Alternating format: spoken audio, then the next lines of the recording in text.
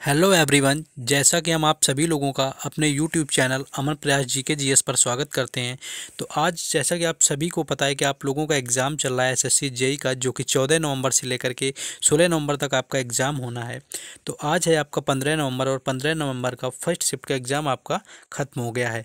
तो जितने भी जो भी क्वेश्चन यहाँ पर मिले हुए हैं, सारे शिफ्ट का एनालिसिस यहाँ पर आपके लिए करवाने वाले हैं। तो सबसे पहले आप लोगों को चैनल को सब्सक्राइब कर लेना है। बाकी डिस्क्रिप्शन में व्हाट्सएप ग्रुप में आपका लिंक दिया हुआ है, उनसे जुड़ जाएं। यानी पीडीएफ लेने के लिए आप हमारे टेलीग्राम चैनल और व्हाट्सएप ग्रुप से जुड़ सकते हैं, और जिसका आपका लिंक जो है डिस्क्रिप्शन में दिया गया है। तो चलिए बिना टाइम वेस्ट किए मैं यहाँ पर आपको क्वेश्चन सारे बताने का प्रयास करते हैं, और साथ ही आपको वीडियो को लाइक कर देना और चैनल को सब्सक्राइब कर लेना है। तो चलिए देखते हैं क्वेश्चन कौन कौन से पूछे गए थे।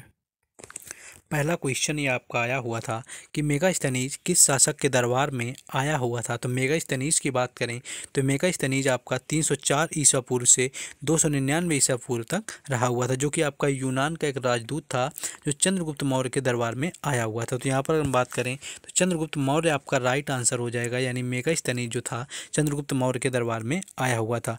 यूनानी सामंत सेलुकस भारत में फिर राज्य विस्तार की इच्छा 305 ईसा पूर्व भारत पर आक्रमण किया हुआ था। तो ये जो आपको क्वेश्चंस पूछा गया था, मेगास्थनीज आपके चंद्रगुप्त मौर्य के दरबार में आया हुआ था। नेक्स्ट क्वेश्चन देखेंगे।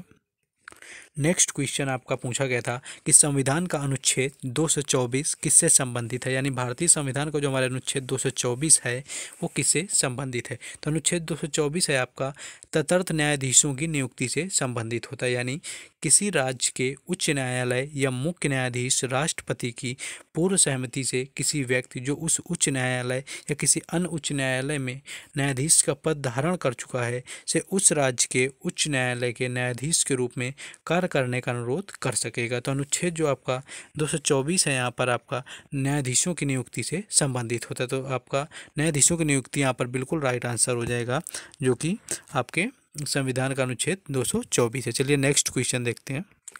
नेक्स्ट क्वेश्चन आपका पूछा गया था कि घूमर नृत्य किस राज्य में मनाया जाता है। अगर हम घूमर नृत्य की यहाँ पर बात करेंगे कि घूमर नृत्य भारत के किस राज्य या किस केंद्र शासित प्रदेश से संबंधित है, तो घूमर आपके राजस्थान आपका राइट आंसर हो जाएगा, यानी जो घूमर नृत्य है वो राजस्थान से संबंधित है, राज्य से। और यह आपके भील जनजाति के द्वारा किया जाता है, जो कि माँ सरस्वती की आराधना करने के लिए शुरू किया गया था, और बाद में इसे संपूर्ण राजस्थान के द्वारा अपना लिया गया था। यानी पहले सर्वप्रथम भील जनजाति के द्वारा किया गया था, जो कि आपका घूमर नृत्य, और इसका संबंध आपके राजस्थान राज्य से है। नेक्स्ट क्वेश्चन देखेंगे। नेक्स्ट इसमें आगे हम देखते हैं क्वेश्चन कौन सा पूछा गया था। नेक्स्ट आपका जो क्वेश्चन पूछा गया था नेक्स्ट था कि 2011 में जो जनगणना हुई थी 2011 में आपकी, वो 2001 की जनगणना के अनुसार कितने प्रतिशत आपकी महिलाओं में वृद्धि हो गई थी। यानी 2001 की जनगणना से 2011 की जो जनगणना हुई थी उसमें कितने प्रतिशत की वृद्धि हो गई थी। तो यानी आपकी जो 2001 से 2011 के बीच की बात करें तो देश की आबादी आपकी 18 करोड़ 19 लाख 60 हज़ार बढ़ गई थी, जिसमें कि 9 करोड़ 9 लाख 70 हज़ार आपके पुरुष थे, और वहीं आपकी महिलाएं 9 करोड़ 9 लाख 90 हज़ार रही थी।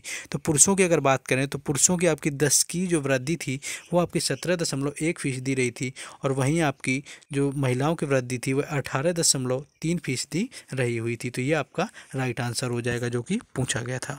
नेक्स्ट क्वेश्चन हम लोग देखेंगे।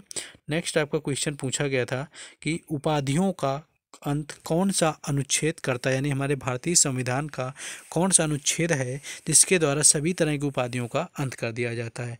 तो अनुच्छेद 18 आपका था, तहत सभी प्रकार की उपाधि देने की व्यवस्था को खत्म कर देता है। यानी अगर हम उपाधियों के अंत की बात करें तो अनुच्छेद 18 आपका बिल्कुल राइट आंसर था, जिसके अनुसार आपके सभी तरह की उपाधियों का अंत किया जाता है।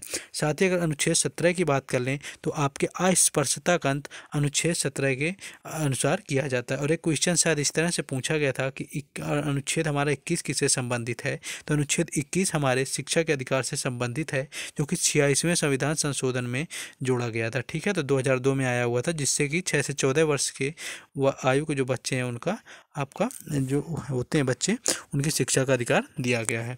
नेक्स्ट क्वेश्चन था आपका नेक्स्ट आपका था एक क्वेश्चन ये पूछा गया था कि अनुच्छेद जो 24 होता है संविधान का, यानी किस अनुच्छेद के तहत 14 वर्ष से कम आयु के बच्चे को किसी खान वगैरह में काम करने के लिए नहीं रखा जाता है। तो ये क्वेश्चन एक पूछा गया था कि किस 14 वर्ष से कम आयु के किस तरह मतलब अनुच्छेद के तहत बच्चे को काम पर नहीं रखा जाएगा।